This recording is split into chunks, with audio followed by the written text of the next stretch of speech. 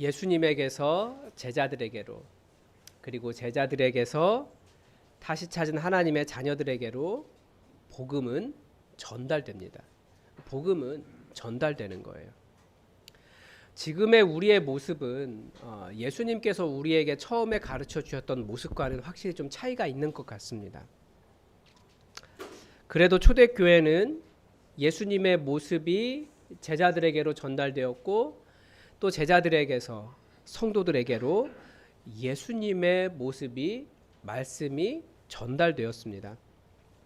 그래서 어느 시점까지 교회는 예수님의 모습이 변하지 않은 채로 잘 전달이 되었습니다. 그러니까 우리가 지금 생각해 보아야 될 것은, 정말 우리가 예수님의 모습을 그대로 간직하고 있는가? 예수님의 말씀을 잘 간직하고 있는가? 우리는 과연 예수님을 얼마만큼 닮아 있는가? 이런 것들을 항상 고민을 해봐야 됩니다. 하나님 나라를 만들며 주님 다시 오실 그날을 기다리고 있는가? 또 우리는 교회를 세우며 예수 그리스도의 충만함으로 이 온 세상을 채워가고 있는가? 세상을 이기신 예수님의 그 모습을 전수하며 어떻게 이 시대가 옳다라고 말하고 있는 이 시대의 풍조를 이기며 하나님의 자녀가 될 수 있을까? 우리는 계속해서 우리의 모습을 돌아봐야 됩니다.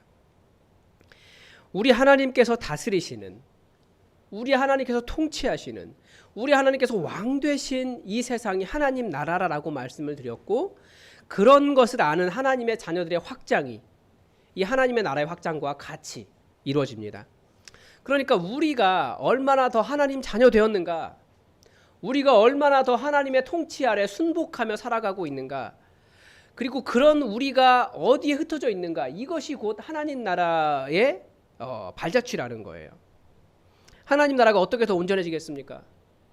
우리가 하나님의 말씀에 순종할 때예요. 하나님의 백성 될 때예요. 하나님 나라가 어떻게 더 온전해지겠습니까?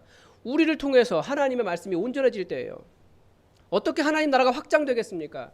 하나님을 왕으로 모신 사람들이, 하나님의 그 왕되심을 인정한 사람들이 확장되는 것이 하나님 나라의 확장이에요. 그렇게 말할 수 있습니다. 굉장히 단순하게 말씀드린 거지만 그렇게 말할 수 있습니다. 오늘은 이 하나님 나라의 기초인 하나님의 말씀과 관련해서 두 번째 설교입니다. 하나님 나라에 관한 설교를 말씀에서부터 시작하는 이유가 있어요.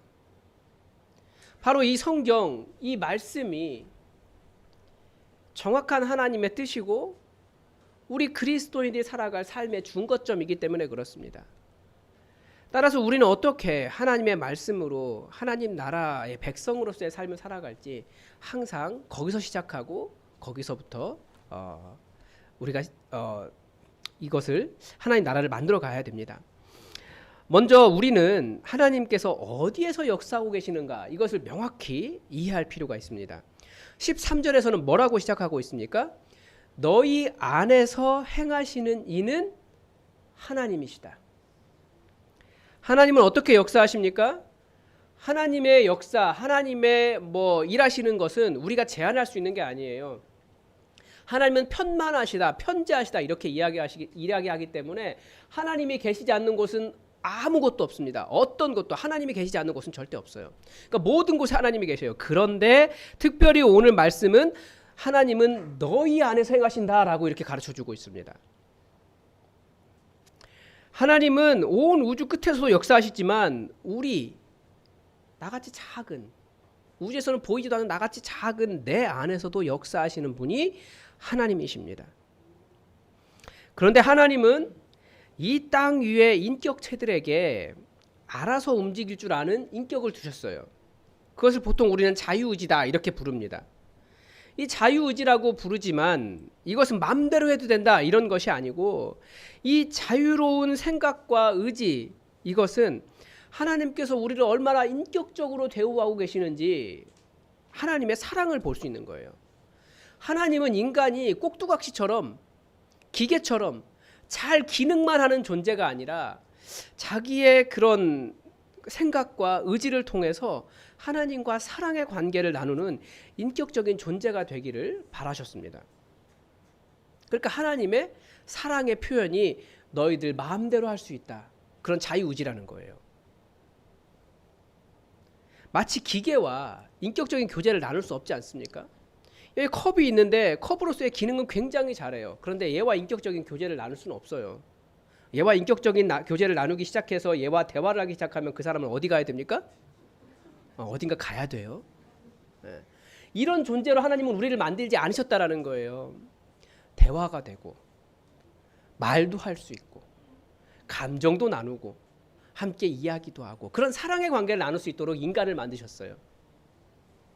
그런데 하나님께서 바로 우리 안에서 다른 먼 곳에서 말씀하시고 혹은 다른 인격체에게만 말씀하시고 하늘에서만 말씀하시는 분이 아니시라는 거예요.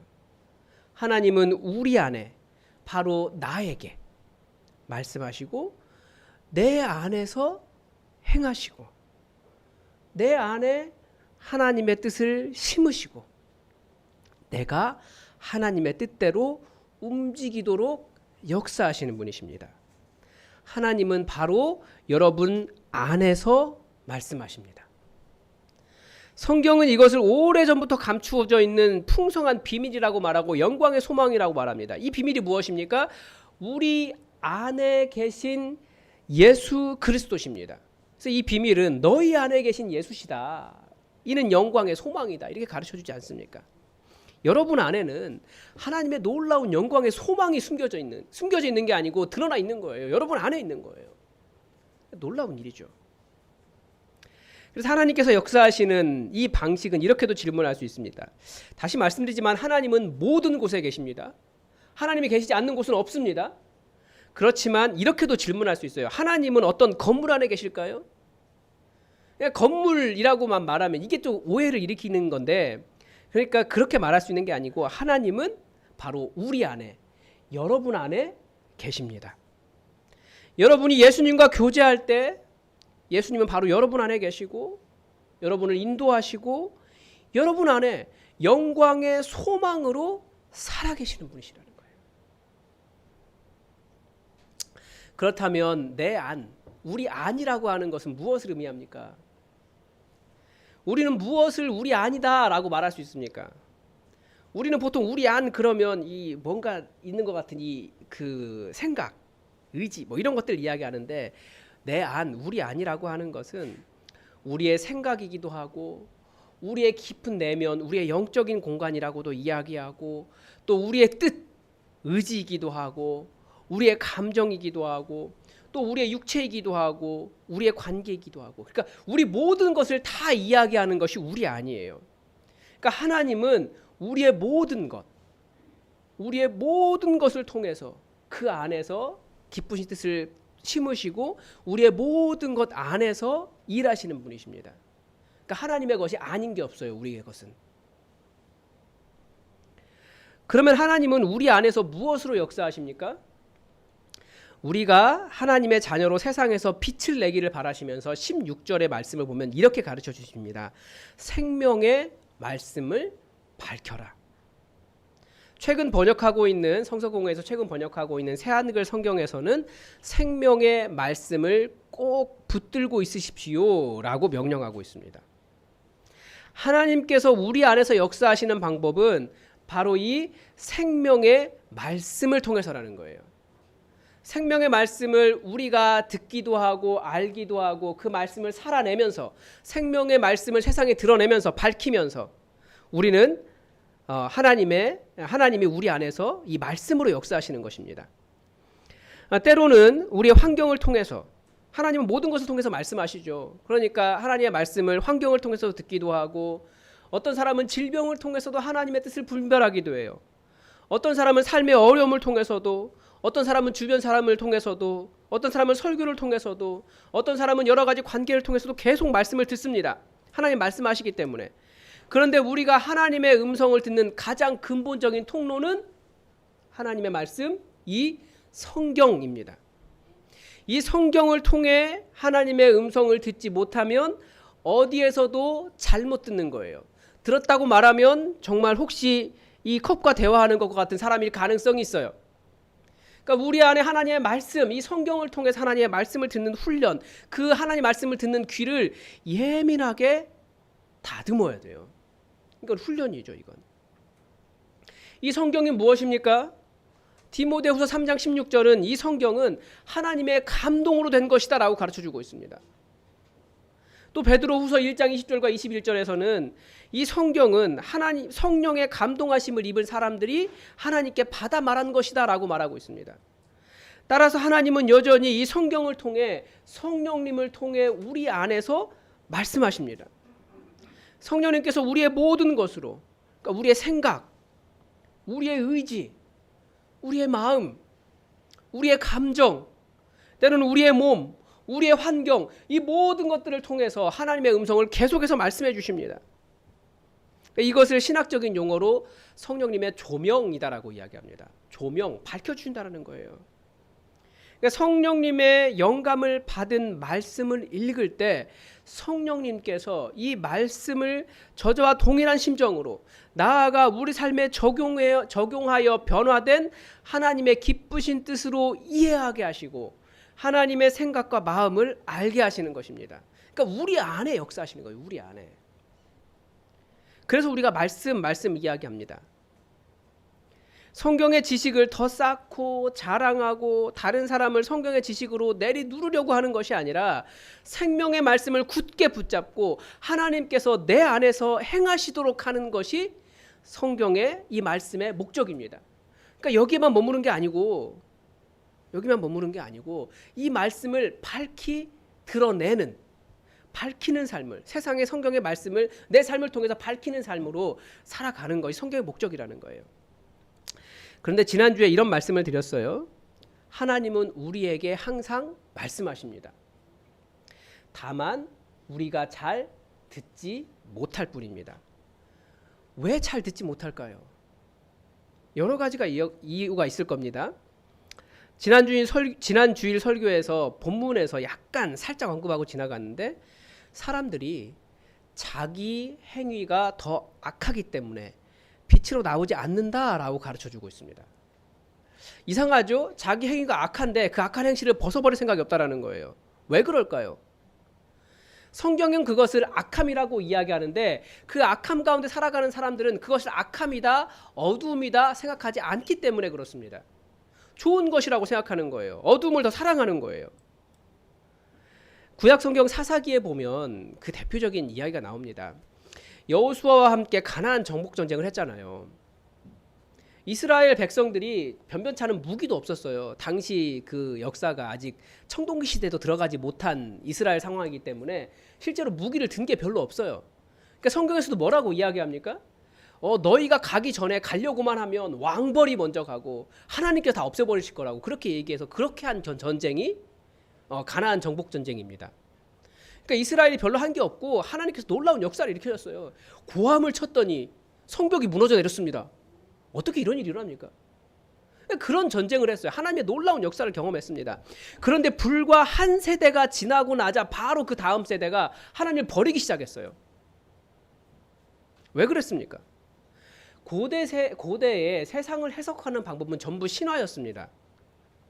그런데 가나안 전쟁을 할 때, 그러니까 여호와라고 하는 신은 전쟁의 신이었기 때문에 가나안 정복 전쟁을 할 때는 여호와라고 하는 전쟁의 신이 필요했다라는 거예요. 그런데 이제 이스라엘이 그 가나안 땅 농경 사회에 정착하니까 어떤 신이 필요한 겁니까? 하늘에서 비를 내려주고 땅에서 열매를 맺게 하고 풍요의 신이 필요했다라는 거예요. 그러니까 가나안 농경 신을 따라간 거예요. 그들의 고대의 그 신화적인 세계 사고 속에서는 그게 맞아요. 그래서 하나님께서 아무리 돌아와라 말씀하셔도 전쟁할 때나 우리 민족이 다른 이방 민족들이 쳐들어왔을 때나 여호와가 필요하지 농사 지을 때는 필요 없는데 라는 생각을 했다는 거예요. 그들에게는 그게 옳아 보였지만 바로 그런 사고들이 그들이 사랑한 악함이고 그들이 사랑한 어두움이었다라는 거예요. 그 시대는 그걸 어두움이다 악함이다 생각하지 않았어요. 그런데 누가 봐도 그건 어두움이었어요.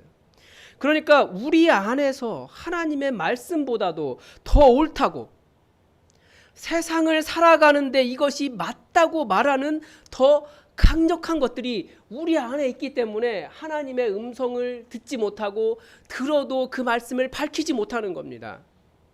하나님의 말씀마저 부정하고 싶을 정도로 꽉 붙잡고 있는 것들이 그런 것들입니다. 하나님의 말씀이 들려도 아멘 하며 순종하기보다 에이 그건 하나님의 말씀이 아니야. 때로는 말도 안 돼. 아니 그것보다는 이게 더 맞아 라고 하는 것들이, 그런 악함과 어두움들이 우리 안에 있다라는 거예요. 지난주 설교 말씀 적용하면서 제가 여러분들에게 새벽 설교 말씀 잘 들으라고 말씀을 드렸습니다. 큐티 열심히 하셨습니까? 충격적인 말씀이 있었어요. 산상수훈인데 예수님이 이 땅에 보물을 쌓아두지 말라고 하셨습니다. 저는 이 땅에 보물을 가득히 쌓고 싶은 사람인데 큰 충격을 받았어요. 그리고 많은 사람들이 이 땅에 보물을 쌓기 위해 하나님께서 예배하는 자리로 와라, 말씀을 보는 자리로 와라, 훈련하는 자리로 와라, 예수님 따라가자라고 말하는데 아니요 저 보물 쌓으러 가야 돼요 라고 안 오는 이 세상 속에 예수님이 너희 보물을 이 땅에 쌓아두지 말아라고 말씀하셨습니다. 그 다음날 더 충격적인 말씀을 하셨어요. 남을 비난받지 않으려거든 남을 비난하지 말아라. 저처럼 비판적인 의식이 강한 사람은 크게 곤란했습니다. 그 다음에 바로 이어지는 말씀이, 이 교회라고 하는 곳은 누가 용서를 구했기 때문에 회개를 했기 때문이 아니고 예수님의 강력한 아주 거대한 용서 위에 세워져 있는데, 그렇기 때문에 누가 나에게 저 잘못했습니다라고 말하기 전에 먼저 용서해라 이렇게 말씀하셨다라는 거예요. 그런데 우리는 어떻습니까? 항상 마음속에 굳은 마음 있잖아요. 강한 의지로 저 사람을 절대 용서하지 않을 거야. 성경은 그렇게 가르쳐주고 있지 않아요. 말씀이 우리에게 누군가에게 굳은 마음으로 원한을 품고 분노하기 이전에 먼저 용서해라. 네가 그렇게 용서받았으니까. 이 땅에 보물 쌓느라고 하나님 예배하고 말씀 찾아가는 자리 멀리하지 말아라. 그렇게 말씀해 주시고 있는데, 그럴 때 우리가 아멘, 왕의 음성으로 듣고 순종하기보다 에이 말도 안 돼. 우리 이 땅 살아가려면 이게 있어야 된다고요. 저는 이거 벌러 갈 거예요. 아니면 저 사람이 저에게 먼저 와서 무릎 꿇지 않는 한 저는 절대 용서하지 않을 거예요. 그런 마음이 훨씬 더 강하다는 거예요. 그런 것들이 어두움입니까? 아니 세상을 살아가는데 당연히 이게 필요한 거 아닙니까? 그게 우리 머릿속에 먼저 들어있는 거예요. 그런 강한 것들이 우리 안에 꽉 차 있기 때문에 하나님의 음성을 듣기가 매우 어렵다라는 겁니다.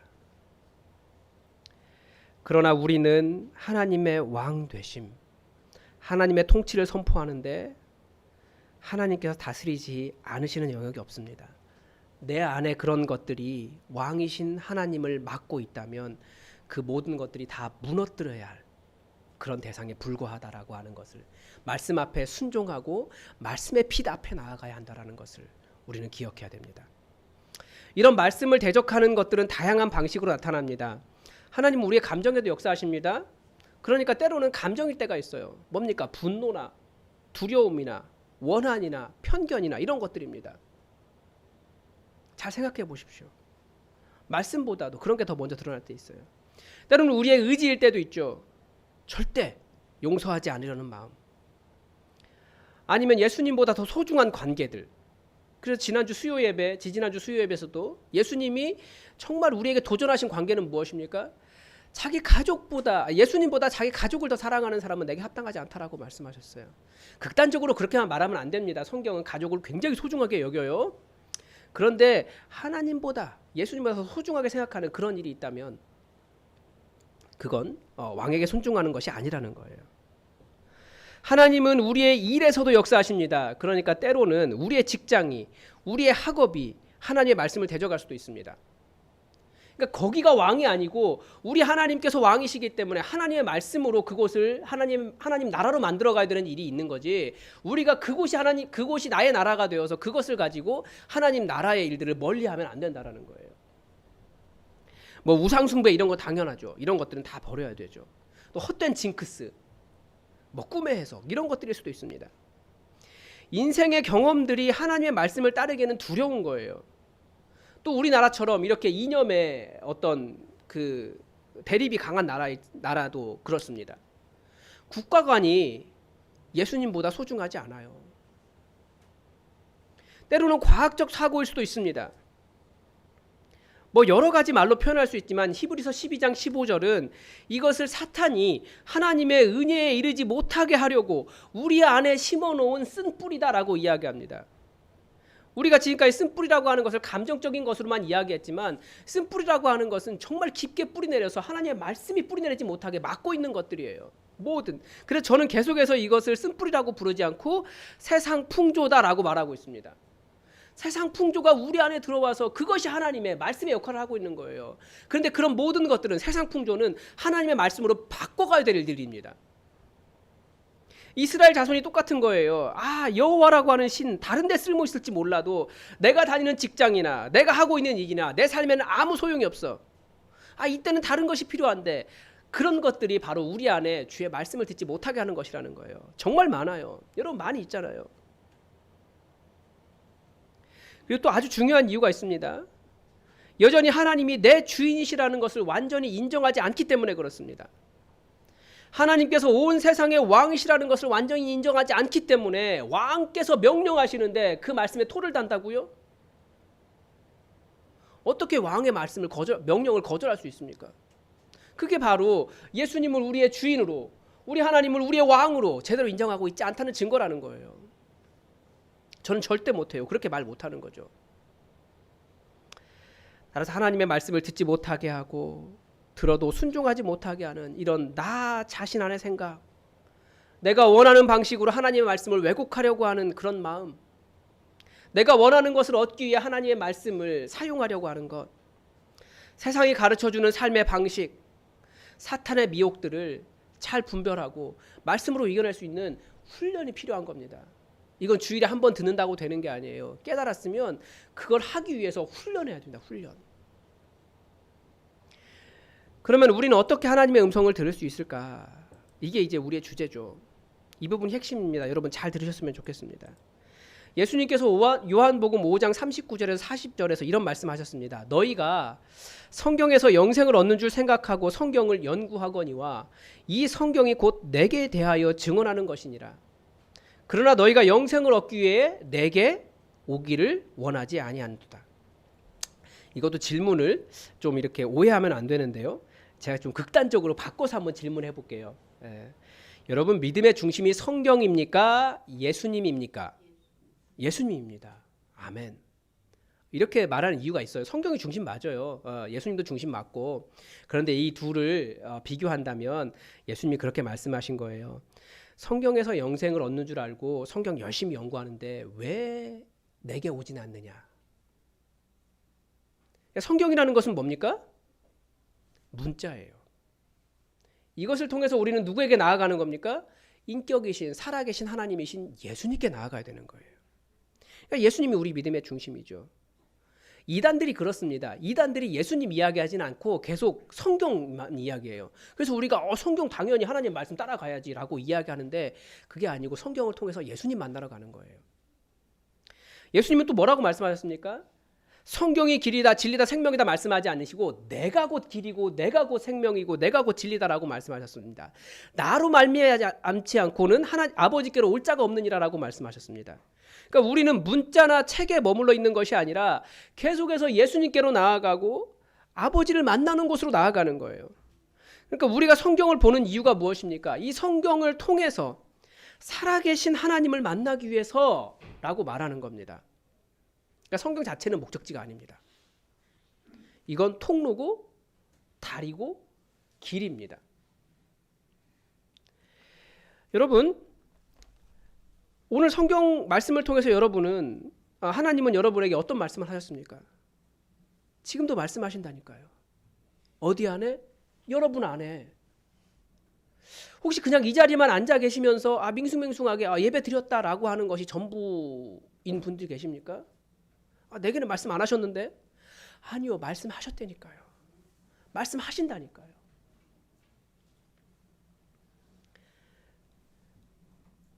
저는 어제 설교를 준비하다가 잠깐 산책을 하는데 하나님께서 제 안에 그렇게 말씀하셨어요. 아까 말씀에 그랬잖아요. 예수님이 우리 안에 예수라고 하는 소망이 있다고, 영광의 소망이라고. 그런데 설교 준비하다가 잠깐 산책하는데 하나님 하나님께서 제게 말씀하신 거예요. 이렇게 듣는 겁니다. 이게 뭐 천둥 치듯이 막 이렇게 듣는 게 아니고, 철규야, 정말 내가 너의 영광이니? 내가 너의 영광이라고 하는데 너는 정말 나처럼 되고 싶니? 제가 뭐라고 말했을까요? 안 가르쳐 드릴 겁니다. 부끄러워서 그래요. 내가 너의 영광의 소망이다라고 말씀하시는데 제가 저에게 다른 영광을 주셨으면 좋겠습니다. 라고 말하는 것을 보면서 회개하고 산책하면서 다시 회개하고 말씀 앞에 무릎 꿇고 예수라는 영광만 바라보고 살겠습니다. 고백하습니다. 그게 말씀이 우리에게 말을 걸어오고 인격적으로 우리가 내 인격으로 하나님 앞에 말씀에 반응하는 거예요. 오늘 말씀을 통해서 하나님은 철규야, 너 안에 나의 기쁜 뜻이 있다. 나는 기쁘다. 라고 말씀하셨습니다. 제가 또 뭐라고 말했을까요? 이게 인격적인 반응인 거예요. 내가 내 인격으로 반응하는 거예요. 하나님은 기뻐하시는지 모르겠는데 다른 사람들은 저 안 기뻐하는 것 같아요. 제 문제인 거죠. 하나님은 또 말씀하셨어요. 다른 말씀 아무것도 안 하시고 그래도 나는 네가 기쁘다. 하나님은 계속해서 우리에게 말씀하시는 거예요. 근데 우리가 다른 거 생각하면서 자꾸 하나님의 말씀을 들어도 무시하고 들은 말씀대로 반응하지 못하고 왕께서 말씀하셨는데 아멘 하지 못하는 것들이 하나님의 말씀을 밝히지 못하게 하는 거죠. 말씀은 하나님께로 나아가는 인격적인 교제고 또 나의 고백이고 사랑의 대화이지 절대 지식이 아닙니다. 알았다에서 머물면, 열심히 연구한 거에서만 머물면, 열심히 들었다에만 머물면 유대인들에게 예수님께서 너희가 영생 얻기 위해 성경 열심히 보지 그런데 왜 나에게는 오지 않니? 라고 하는 상태에 머물러 있는 거예요. 그러니까 종교인 되는 겁니다. 여러분, 하나님은 우리 안에서 역사하십니다. 여러분 안에 말씀하십니다. 그러니까 다시 여러분 성경을 펴십시오. 새벽기도 말씀 들으면서 또 성경을 펴십시오. 어떻게든지 성경을 펴십시오. 그리고 여러분에게 하시는 음성을 들으십시오. 여러분도 인격적으로 반응하십시오. 성경을 통해서 말을 걸어오시고 우리의 생각을 변화시키시고 우리의 삶을 그렇게 인도하십니다. 말씀이 죽어있는 지식이 아니라 살아계신 하나님을 만나게 하는 인격적인 주님의 음성이 되도록 하십시오. 하나님은 여러분 안에 하나님의 기뻐하신 뜻을 심어두셨습니다. 여러분이 생명의 말씀을 밝히 굳건하게 붙잡을 때 여러분의 삶을 통해서 또 이 말씀이 밝히 세상에 밝아질 겁니다. 드러날 겁니다. 그런 인격적인 교제와 여러분의 삶의 변화가 이 하나님의 말씀과 함께 일어나길 바랍니다. 하나님의 음성은 여기에서 들으십시오. 기도하겠습니다. 하나님 아버지, 오늘 다시 한번 주의 말씀이 우리 안에서 역사하시고 또 주의 말씀이 우리에게 말을 걸어오고 또 우리는 함께 반응하고 그러면서 하나님의 인도하심을 받고 세상에 하나님의 말씀을 밝힐 수 있는 이 원리들을 배웠습니다. 우리에게 이렇게 소중한 왕의 음성이 주어져 있사오니 또 오늘 하루 내일 또 계속해서 우리의 삶에서 주의 말씀을 읽게 하시고 그럴 때마다 성령님 우리 안에 말씀하여 주시고 우리가 사랑한 세상의 어두움들 그 악함들을 밝혀주셔서 하나님의 말씀 따라 사는